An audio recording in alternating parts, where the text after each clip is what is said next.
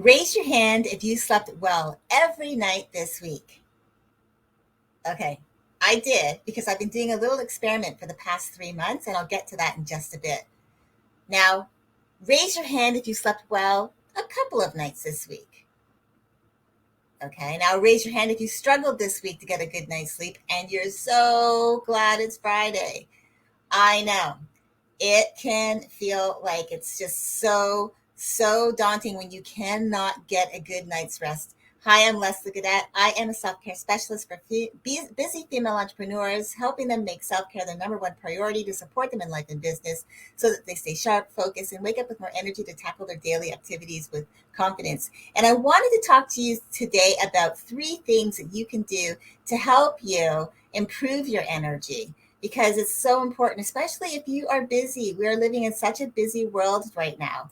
In fact, I remember years ago, and some of you might remember this as well, there was someone going around that was actually talking about that life would be so much more enjoyable, more joy, meaning we'd be spending less time at work and more time doing fun things, and that the work week would be cut down, and that hours we wouldn't be working as much. We would be spending more time with family, connecting. And a lot of people are saying, yeah, family first. But what's happened is I'm seeing there's the grind of people working harder, especially if you're an entrepreneur and you've stepped outside of that corporate environment where you were in this little box, you were given instructions on when to be there, what your job description was, and when you could leave, and all of that. So you knew what you had to do. But when you stepped into entrepreneurship, all of a sudden the box, well, that went away. And then you had to figure it out. You had to figure out, well, what am I going to do? What is my strategy? What do I do each day? Is there a plan? And that's important. In fact, one of the things I want to share my screen with you, because it was something that I found I'm finding more and more that this is showing up, and the statistics are getting bigger and bigger. So I'm going to share my screen if I can. I know that I have a thing here somewhere that I can share my screen. There we go. Share it. And I'm going to, let's see, window. Let's go entire screen. I'm going to share.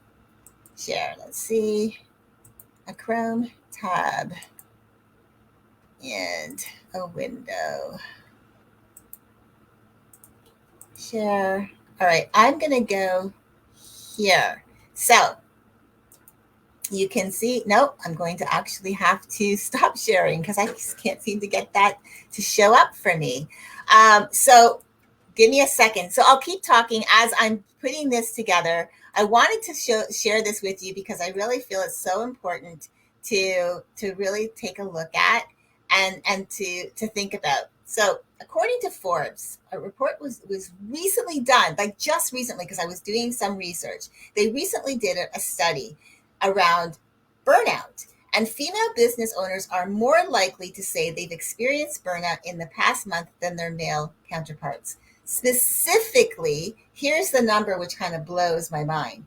53% of female business owners have experienced burnout within the past month, compared to 41% of male business owners. And now the 41% of male business owners, as far as I'm concerned, that is just too high a number as well. So what can you do? Because there is something that you can do, which is, I believe, really important. First, the number one thing, first thing that you should be doing in order for you to start having that energy, to really start conserving your energy, I should say improving your energy, is having a hard stop at the end of your day.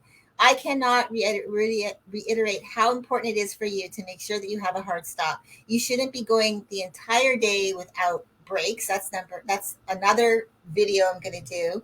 But your whole day should not just be centered around work into the evening and then you go to bed, because that isn't serving you, because you're not allowing your brain to unwind, your nervous system to regulate itself and to unwind. So having a hard stop to your day is the first thing that you should do, meaning every single day have a hard stop. If Monday through Friday you work a 9 to 5, or if you're your own boss, make sure that by the end of the day of a certain time, for example, say 6 p.m., that's your cutoff time for client calls, for meetings, checking text messages, checking social media, responding to emails. Done. 6 p.m., nothing else gets done. That means that from 6 p.m. onwards, every day, you're going to allow yourself to unwind. Number two, which is really important because, as I said, women especially 53% are suffering from burnout. And I think a lot of that has to do because of they're working on fumes because they're not getting enough rest. So set yourself up for a really good night's sleep. And the way that you do that is first, number one, again, having the hard stop, because that's why it was the first one. Then making sure that you have a no scroll rule. Again, no social media. It goes hand in hand with the hard stop. No social media, no DMs, no text messages, no emails, no client calls, none of that. Allowing yourself to unwind. The second part to that is also having the time where you also have your room, making it cool. Now there's like a specific percentage that doctors have done studies saying 67 degrees is the perfect temperature for the temperature in your room to be sleeping at night. Also having a dark room. If you can't get that darkness in your room, I suggest a sleep mask. I use one, and that is setting yourself up for a good night's sleep. And the reason why you also want to make sure that you have a no scroll rule, that you're not using your cell phone, that you're not on your laptop, because again, you don't want yourself to suffer from what I call monkey mind, meaning if you don't allow yourself to unwind from the day and you keep yourself wound up, your brain isn't ready to shut off when you're ready to lay down because you haven't given it ample time to kind of relax and unwind and reset. And so that's why you want to make sure that you have the hard stop and that you set yourself up for a good night's sleep, that there is no phone, no laptop to disturb you.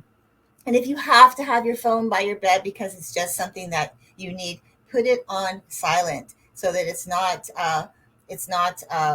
dinging at you all night, and turn it upside down so you're not seeing the flash of the phone lighting up every time a message comes through, and it can wake you up out of your sleep. And because if you're not wearing a sleep mask, for example, the light could penetrate your eyelids. So that's number two.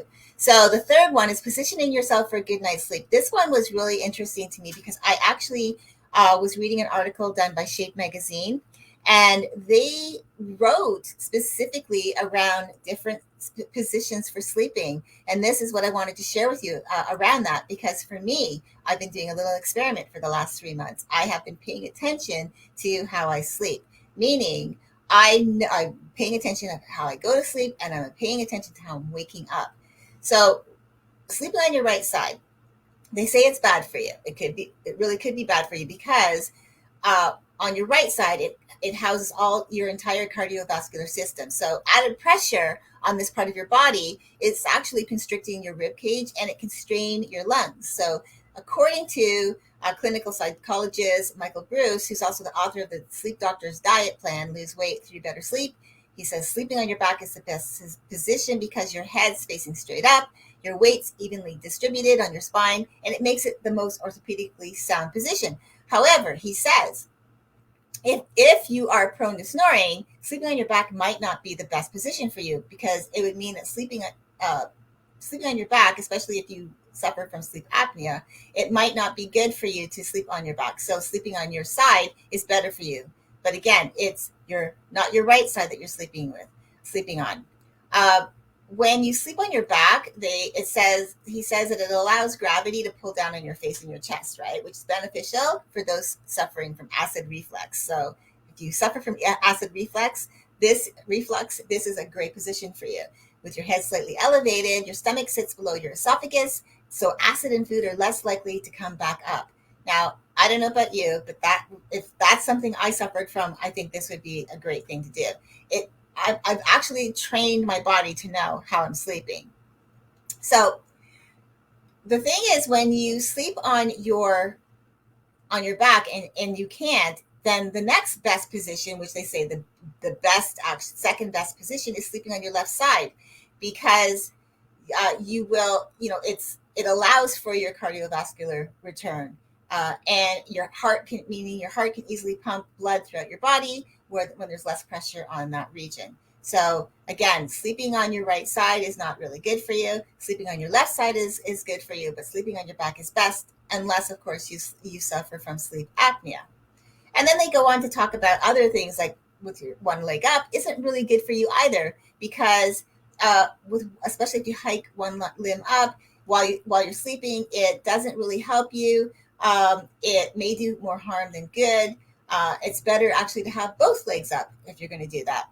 And if you're going to sleep on your right side, they suggest putting a pillow underneath the side of your waist, so that it elevates, so you're not putting all that pressure, right? And of course, you don't want to sleep on your stomach, because that is not good. You probably have found, if you are a stomach sleeper, you've probably found at times you've woken up and you've had a crick in your neck or a pain in your neck because your neck is twisted. You're not sleeping properly because you have a fluffy pillow. So they say that if you're going to do that, the best sleeping position would be that if you're going to do that, have a thin pillow, a firm one, and at least then you're giving your neck that more of an alignment with your it's not up too high, and it allows for a more even curvature of your spine. But again, back sleeping and your left side sleeping is the best for you. So to help with your energy, if you want to really make sure that you create that, improve your energy levels, especially if you're someone who's prone to not sleeping well. Like I said, I've been doing this experiment for 3 months, and I've actually trained my body to notice when I sleep on my left side or my back, and if I turn to go to my right, I automatically correct myself. And I found through these last 3 months that my sleep patterns have gotten better. I sleep more soundly. And also keeping the room very cool and with a sleep mask has also been very helpful, beneficial for me. So these are just some things for you to try. Definitely check out, at least try something different, and actually start paying attention to how you're sleeping. And you'll notice how you go to sleep at night, and notice how you wake up the next day, and then how you feel will give you an indication that maybe you need to start paying attention more to how you're sleeping. If you're finding that you are a stomach sleeper, it's just training your body to go on your side or on your back. Yes, it takes a little bit of getting used to, but over time you will find that, and on your left side, remember, you'll find over time that it will become second nature to you. You'll feel comfortable because, again, repetition becomes habit, becomes lifestyle, right? So just wanted to say, remember to improve your energy, especially if you're running on fumes, you're so glad it's Friday, you think you're going to catch up on your sleep this weekend. In order for you to avoid all of that, start learning to put a hard stop to the end of your day, start setting yourself up for a good night's sleep, and start positioning yourself for a good night's sleep, paying attention to how you go to bed and how you wake up in the morning. You will find that you will have more energy because you will have had a better night's sleep. So I hope this was helpful for you to hear today. I hope you're having a great Friday. Remember to navigate your day with an attitude of gratitude, because with the right attitude, it will put you in the right mindset for when life throws her curveballs or puts up those roadblocks in your way. You'll have a better frame of mind to manage your emotional trigger moments, especially if you're suffering from burnout. And we all know that when we have burnout, we're not feeling so great about ourselves and we're cranky. So anyways, I wanted to share that with you today. I hope you have a great rest of your day. I hope you have a fantastic weekend. Remember to spend time with your family and friends. Do not make it all about work. And I'll see you again next time. Bye for now.